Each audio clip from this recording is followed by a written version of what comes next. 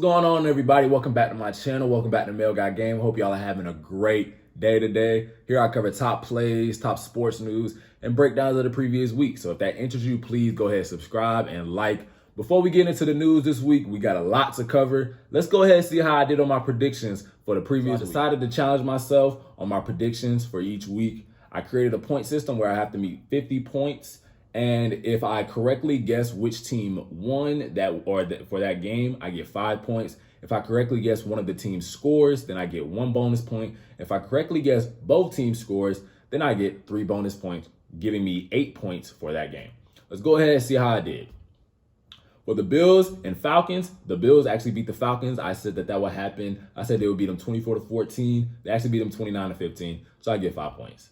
I said the Bears would beat the Giants 17-10. Bears actually beat the Giants 29-3. I get 5 points for that one. Bengals beat the Chiefs. I already told y'all what was going to happen. Congrats to the Bengals on clinching a playoff berth for the first time in 6 years and clinching the AFC North. That was a beautiful game. I already told y'all the Bengals was going to upset. I said that they was going to upset 30-27. They actually beat them 34-31. Great game.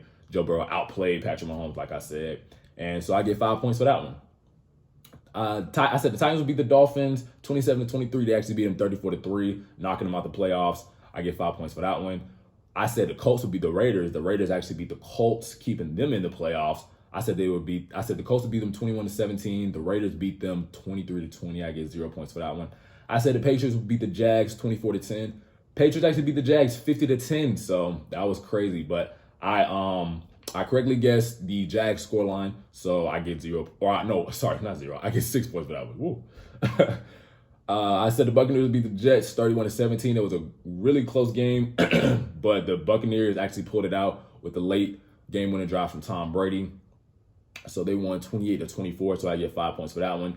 I said the Eagles beat Washington 21-19. The Eagles actually beat them 20-16, clinching the playoff berth for them. I get 5 points. I said the Rams would beat the Ravens without Lamar. I said they would beat them without Lamar 24-17. They actually beat them 20-19. So I get 5 points for that one. I said the Chargers beat the Broncos 27-17. They actually beat them 34-13. I get 5 points for that one. I said the 49ers would beat the Texans 21-14. They actually beat them 23-7. So I get 5 points. I said the Cowboys beat the Cardinals. I lost that one. I said they would beat them 34-23. Cardinals actually came through and beat them 25-22. I get 0 points for that one. I said the Saints would beat the Panthers 13-7. The Saints actually beat the Panthers 18-10, keeping them in the playoff race. So I get 5 points for that one. I said the Lions would upset the Seahawks 17-16. Seahawks actually came and blew them out 51-29. So I get 0 points for that one. I said the Packers would beat the Vikings 27-20. They actually beat them 37-10. So I get 5 points.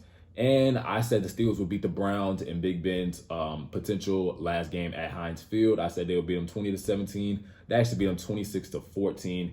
So I get 5 points for that one. So my total for the previous week comes out to be 66 points. Let's go.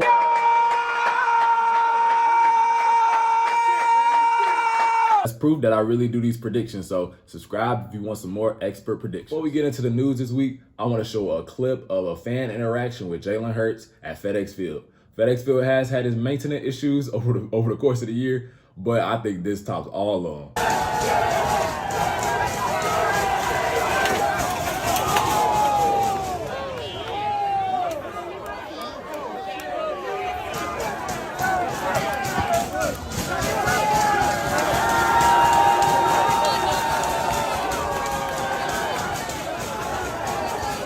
That's a strange way to meet your quarterback, but hey, Jalen Hurts was a good sport about it, and so were the fans. Let's see how they fixed it. They actually fixed it with zip ties, man. Y'all see this?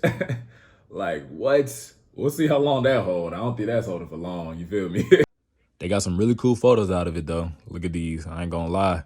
Eagles got to, get these, put them up as posters, I don't know, banners, something. So Antonio Brown has been trending these past couple days. Let's roll the clip of exactly what went down during Sunday's game versus the Jets.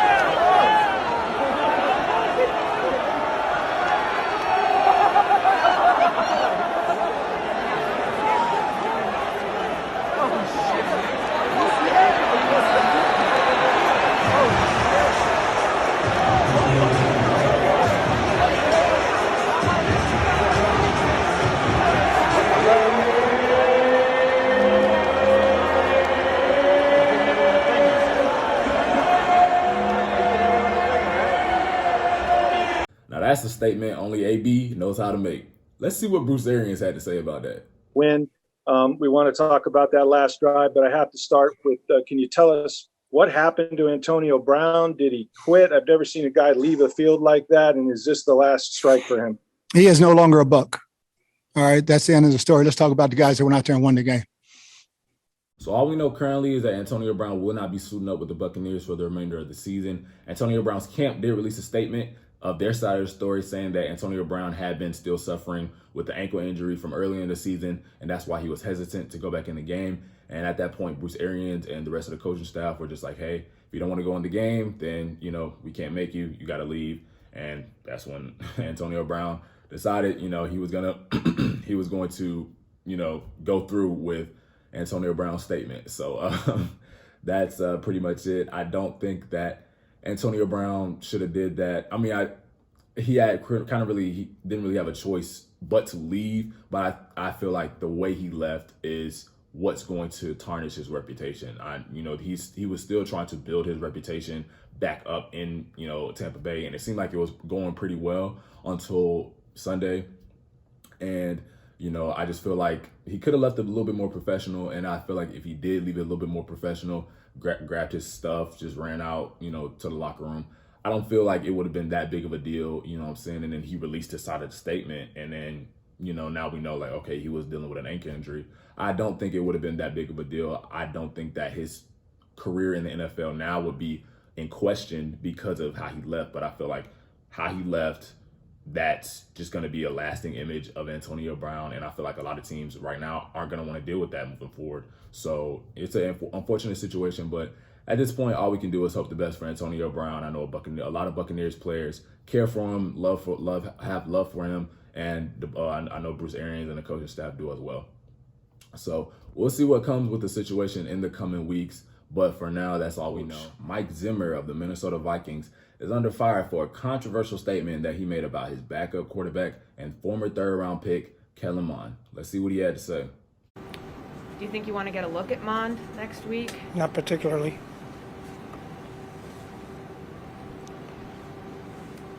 Mike, why don't you want to get a look at him? I see him every day. Now, I'm not going to lie, that's a pretty bad look for Mike Zimmer.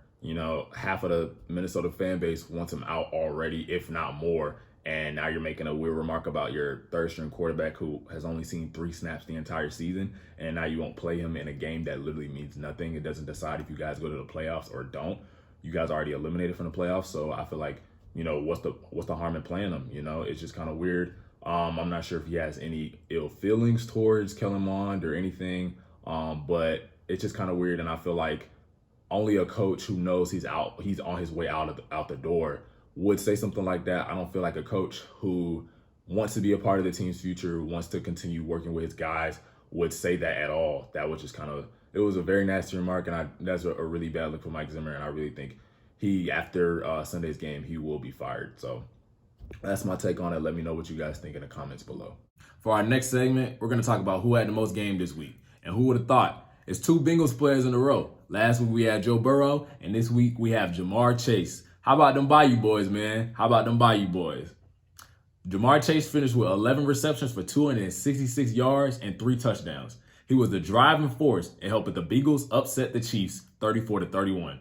This helped the Bengals secure the AFC North and clinch a playoff berth for the first time in 6 years.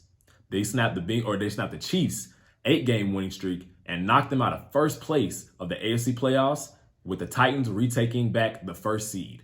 We'll see how things play out in Week 18 in the AFC. Now for our top 3 plays of the week. I numbered them in the order of the plays I think were the best, but you guys can comment below and tell me which ones you like the most. For our number 3 play, we have Sean Mannion and KJ Osborne. KJ Osborne with a one-handed grab over the defender. Beautiful throw by Sean Mannion and just great concentration by KJ Osborne. Pass interference all the way, but just the concentration he's able to have makes him reel in the catch. For our second play, we have Joe Burrow to who else? Jamar Chase. Jamar Chase wide open, makes a man miss. And now it's a speed game. That's why they call him Chase. You can't catch him. You can't catch him. You chasing. Get him out of there. First touchdown for him on the day out of 3, helping the Bengals clinch a playoff berth for the first time in 6 years. Number one play of the week, Jonathan Ward. I still can't even wrap my head around this one. I still don't even know how he did this one. This is just incredible. One hand, pass interference, defender draped over him. Like, what? How, man? Like, it's a first down either way because of the pass interference, but you made the catch on top of that? Man, I don't even know. This is just incredible. This is incredible, man. For our next segment, we're going to talk about the changes in the playoff picture, and it was a lot. It was a lot this week. So let's go ahead and get into the AFC first. The 11-5 Tennessee Titans go ahead and snatch that first seed from the Chiefs after the Chiefs lost to the Bengals. Beating the Texans in Week 18 would clinch the first seed for the Tennessee Titans, guaranteeing them home field advantage and a first-round bye. The second seed, we have the 11-5 Kansas City Chiefs, who fell to the second seed after losing to the Bengals, who snapped their 8-game winning streak. They'll look to get back on track with a Week 18 win over Denver, and they hope the Titans lose so they can go ahead and take back that first seed. We got the 10-6 Cincinnati Bengals, who sit at the third seed and just clinched a playoff berth for the first time in 6 years. They just took the AFC North title, and they look to maintain their seeding with a Week 18 win over the Browns. At the fourth seed, we have the 10-6 Buffalo Bills. They look to clinch the AFC East with a Week 18 win over the Jets. They did just clinch a playoff berth with a win over Atlanta in Week 17. We have the 10-6 New England Patriots, the start of the wild card teams. They sit at the fifth seed, and they look to win over Jacksonville in Week 18. And to try to take back the AFC East, they'll hope for a Buffalo loss. The 9-7 Colts hold the sixth seed. This is where it gets a little interesting because the Colts actually have to win against Jacksonville in Week 18 to get into the playoffs. If they don't win, well, we'll see how things go. The 9-7 Chargers and the 9-7 Raiders are both neck and neck for that 7th seed. Whoever wins in Week 18, they both play each other. Week 18, Sunday Night Football. Whoever wins this game will go ahead and take that 7th seed, so it's going to be a good one. That is going to be probably the game to watch. What is interesting, however, if the 9-7 Colts lose against Jacksonville, which I don't know how they could do that, but it's possible. It is possible. The 9-7 Chargers and the 9-7 Raiders both could get into the playoffs with a tie. So if they both just kneel it out for, I don't know how many plays, if they both just kneel it out and go home with a tie, they'll both be 9-7-1, and they both would sneak in at the 6 and 7 seed. So at that point, if they even want to play at that point, it'll just be for pride. So Jacksonville, hey, you could really shake up the playoff picture by literally just beating the Colts. So I don't know. You guys got to figure out how to do that. So for the in the hunt teams, we got the 8-7-1 Steelers and the 8-8 Ravens. 8-7-1 Steelers, they're looking to just win in Week 18, and 8-8 Ravens. Their hopes are very slim as they've just been spiraling this past month. You know, pretty much more than that after they lost Lamar.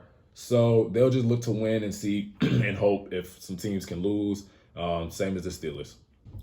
For the NFC, it's not as crazy as the AFC, but it's still pretty interesting. We got the 13-3 Packers. They look to maintain the first seed and need to win against the Lions in Week 18 to clinch the first seed, which will give them home field advantage and a first-round bye. Where the 12-4 Los Angeles Chargers look to clinch the NFC West with a Week 18 win over the 49ers, which would clinch them the second seed. We have the 12-4 Buccaneers, who look to clinch the third seed with the Week 18 win over the Panthers. 11-4 Cowboys have clinched the fourth seed. They can't move.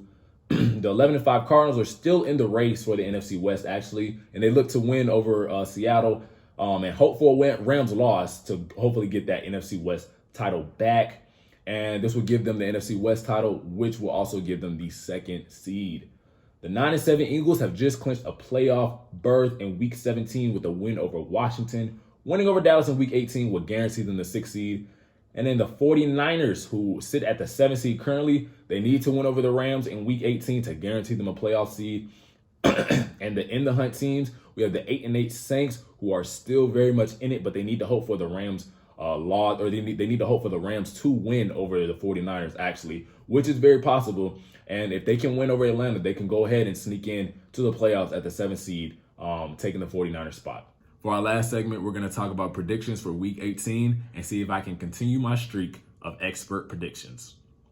For our first game, we have Chiefs at the Broncos. The Kansas City Chiefs are 63.4% favorites to win. I think the Kansas City Chiefs will win 28-16.